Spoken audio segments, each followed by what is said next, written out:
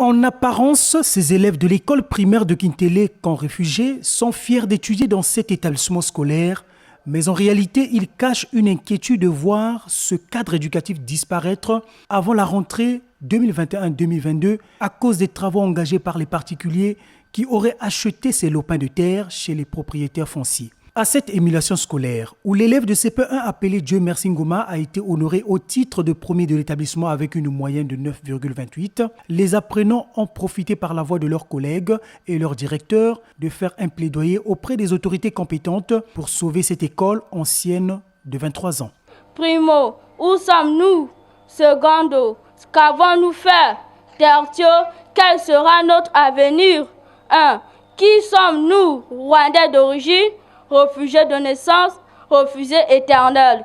2. Qu'avons-nous fait finalement pour que nous méritions ce traitement de ne pas jouir de nos droits tels que adoptés à l'unanimité par les pays membres de l'Organisation des Nations Unies en 1959. Droit à l'égalité sans distinction ou discrimination, fondé sur la race ou origine.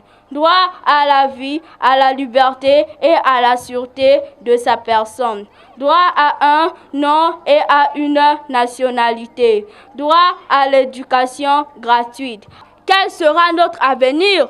L'espoir n'est pas totalement perdu. Que toute personne touchée par notre cri nous soit un interlocuteur.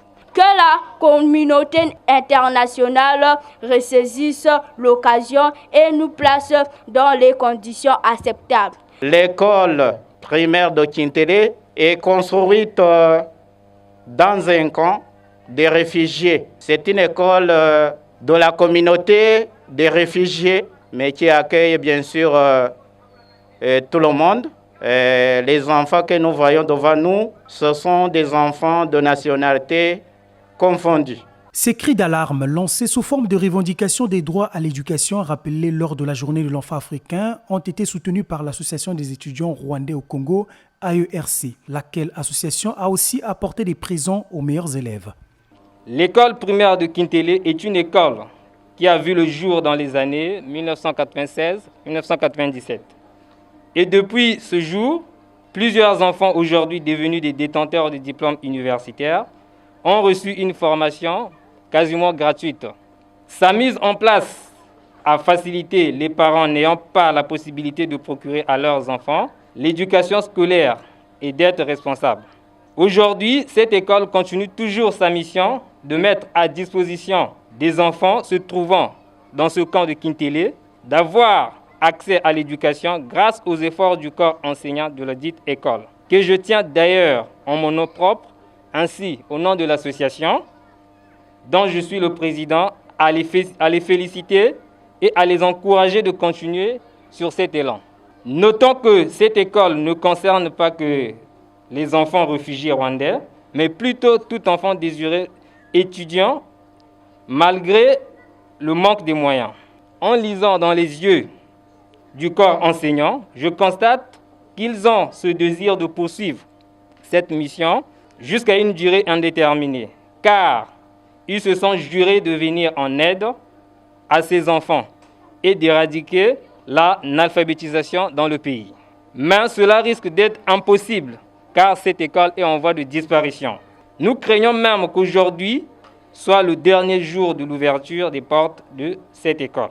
Comme nous le constatons tous, aux environs de cette école, il y a des constructions qui sont là, des arbres coupés dans l'enceinte de l'établissement, expliquant le début d'un chantier de construction. Pour permettre à ces enfants de bénéficier de leur éducation, nous vous prions avec un cœur rempli d'amertume de trouver une solution adéquate qui apportera la tranquillité à ces enfants ainsi qu'à leurs parents qui aujourd'hui se demandent comment faire pour l'année prochaine.